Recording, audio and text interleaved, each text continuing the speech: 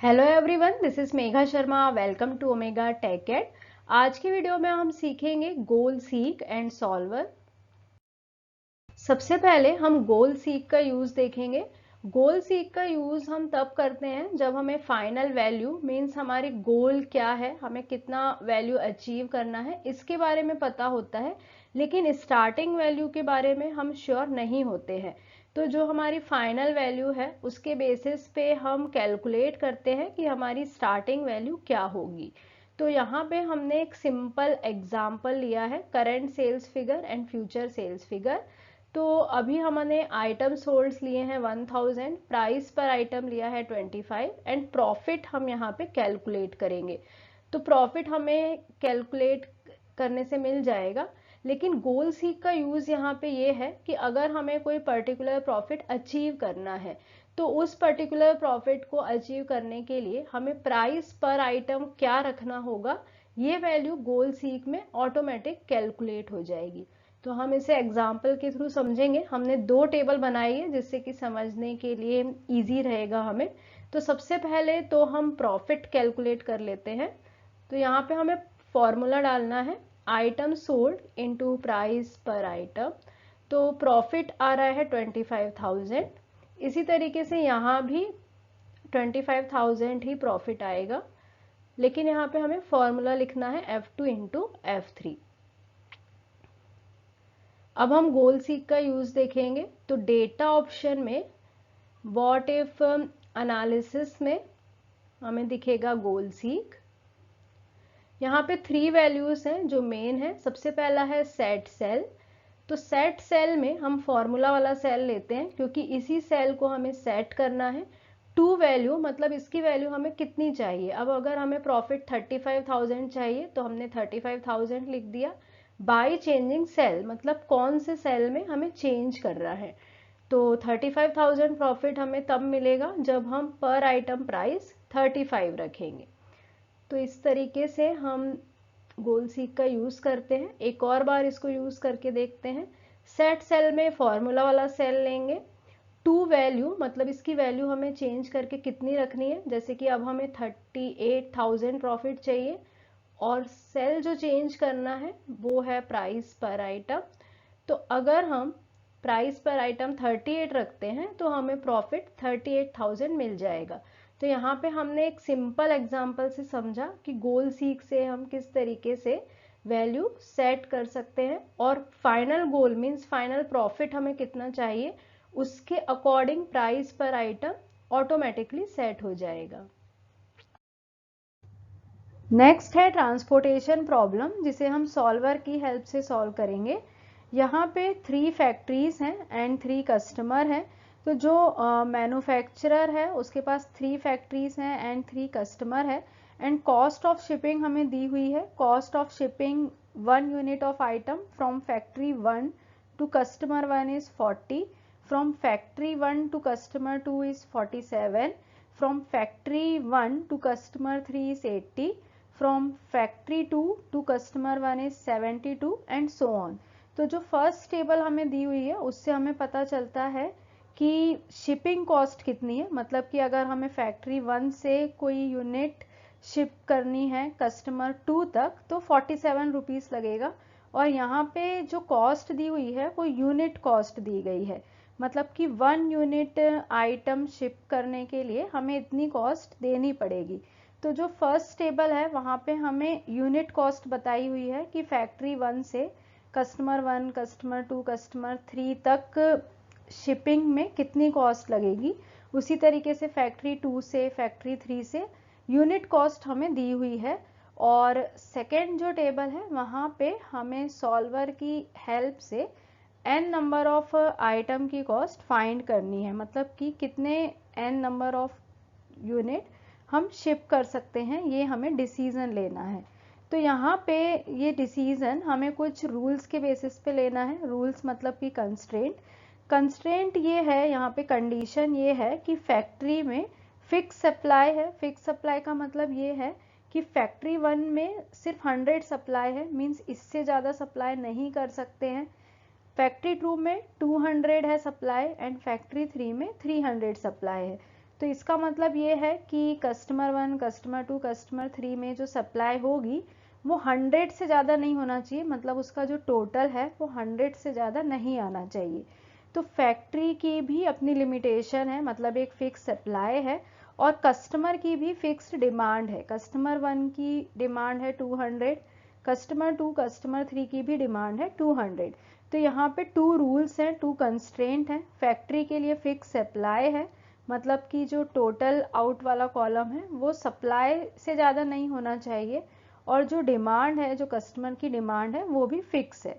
तो यहाँ पे हमारा जो ऑब्जेक्टिव है वो ये है कि हमें टोटल कॉस्ट जो है शिपमेंट की वो मिनिमाइज करनी है। मतलब कि ये जो कॉलम दिया हुआ है टोटल कॉस्ट का, जो रो दी हुई है, इसमें हमें मिनिमम कॉस्ट फाइंड करनी है कि शिपमेंट की टोटल मिनिमम कॉस्ट कितनी होगी।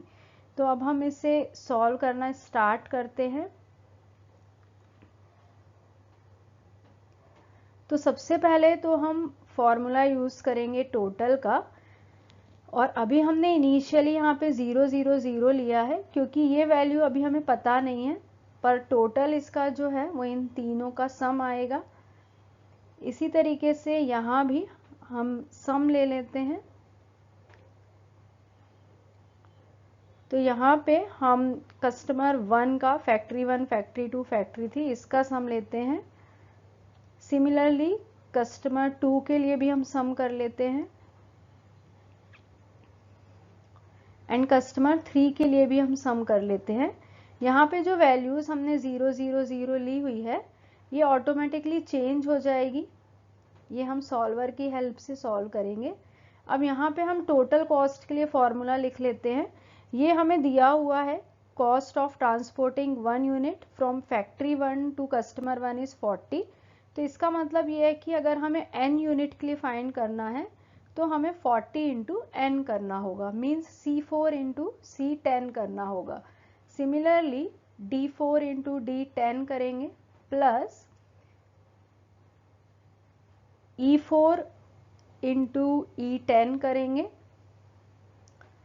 और इसी तरीके से हम फैक्ट्री 2 और फैक्ट्री 3 के लिए भी इसे कंटिन्यू करेंगे।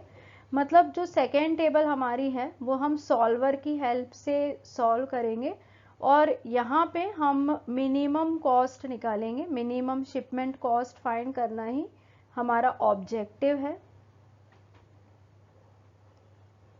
तो इसी तरीके से D5 into D11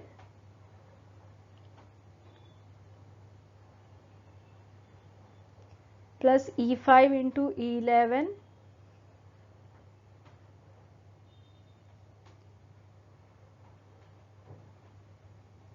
plus C6 into C12 and similarly जो लास्ट वाला हमारा है वो है D6 into D12 plus E6 into E12। तो इस तरीके से ये पूरा जो फॉर्मूला है ये हमने कंप्लीट किया। अभी यहाँ पे 0 आ रहा है क्योंकि सभी वैल्यूज 0 है। अब हम सॉल्वर का यूज़ करेंगे। तो डेटा टैब में हमें सॉल्वर ऑप्शन दिखेगा, यहाँ पे हम क्लिक करते हैं और यहाँ पे हम ऑब्जेक्टिव सेट करेंगे, सेट ऑब्जेक्टिव। तो सेट ऑब्जेक्टिव में ये सेल सिलेक्ट करेंगे हम, एंड मिनिमम को सिलेक्ट करना है क्योंकि हमें मिनिमम रखना है टोटल कॉस्ट ऑफ शिपमेंट। तो यहाँ पे हमने मिनिमम चूज़ किया, और उसके बाद यहाँ पे हम ये टेबल सिलेक्ट करते हैं, मतलब रेंज सिलेक्ट करते हैं जो हमने 0 लिखी है। उसके बाद हम 1 बाय 1 ऐड करेंगे कंस्ट्रेंट को। तो यहाँ पे ये जो वैल्यू है ये इक्वल्स टू 200 रहना चाहिए, मतलब जो डिमांड है उतना वैल्यू हमें रखना है। तो तीनों ही सेल को 1 बाय 1 हम सिलेक्ट करेंगे और कंस्ट्रेंट सेट करेंगे इक्वल्स टू 200, क्योंकि जो डिमांड है कस्टमर की वो भी फुलफिल होना चाहिए। तो उससे कम या ज़्यादा हमें नहीं रखना है, एग्जैक्टली इक्वल टू रखना है। तो 3 कंस्ट्रेंट हमने ऐड किए। इसी तरीके से जो फैक्ट्री है उसकी भी फिक्स सप्लाई है, और फिक्स सप्लाई है तो मैक्सिमम हम 100 सप्लाई कर सकते हैं। तो यहाँ पे भी हम 1 बाय 1 इस सेल को सिलेक्ट करेंगे, कंस्ट्रेंट लेंगे इक्वल्स टू, और ये सेल ले लेंगे तो फैक्ट्री 2 के लिए है 200, and similarly third cell select करेंगे इक्वल्स टू फैक्ट्री 3 के लिए है 300। तो इस तरीके से सारे कंस्ट्रेंट हो गए। अब हम ओके कर देते हैं, अब हमें कोई कंस्ट्रेंट ऐड नहीं करना है। तो 6 कंस्ट्रेंट हमने यहाँ पे ऐड किए, अब हम इसे कैंसिल कर देते हैं। तो हम देख सकते हैं कि यहाँ पे हमने 6 कंस्ट्रेंट ले लिए हैं। 3 कंस्ट्रेंट जो है वो डिमांड के लिए है और 3 कंस्ट्रेंट सप्लाई के लिए है। यहाँ पे हम और कंस्ट्रेंट बाद में ऐड कर सकते हैं, डिलीट कर सकते हैं। सॉल्विंग मेथड हमें सिंपल रखना है। सॉल्व पे क्लिक करेंगे तो हम देखते हैं कि जहाँ पे भी 0 लिखा था वहाँ पे ऑटोमेटिकली सॉल्यूशन आ चुका है और ये हमारी टेबल कंप्लीट हो गई है। इसका रिजल्ट भी हमें मिल गया है, टोटल कॉस्ट कैलकुलेट हो गया है। तो इस तरीके से जो फैक्ट्री 1 है उसकी जो टोटल सप्लाई है वो सिर्फ कस्टमर 2 के लिए है, और ये 100, 200, 300 ये हमें मैच करना था क्योंकि हर एक फैक्ट्री की जो सप्लाई थी वो फिक्स थी। तो ये भी हमारी मैच हो गई और जो कस्टमर की डिमांड थी वो भी मैच हो गई। तो जो टोटल निकला है, जो टोटल कॉस्ट निकला है वो मिनिमम टोटल कॉस्ट है शिपमेंट के लिए। तो इस तरीके से सॉल्वर की हेल्प से हमने ये ट्रांसपोर्टेशन प्रॉब्लम सॉल्व की। Thank you so much for watching. अगर आपको वीडियो यूजफुल लगी है, वीडियो इंफॉर्मेटिव लगी है तो प्लीज़ वीडियो को लाइक करें, फ्रेंड्स के साथ शेयर करें, और अगर आपने अब तक चैनल को सब्सक्राइब नहीं किया है तो चैनल को सब्सक्राइब करें और वीडियो की सबसे पहले नोटिफिकेशन के लिए बेल आइकन प्रेस करें।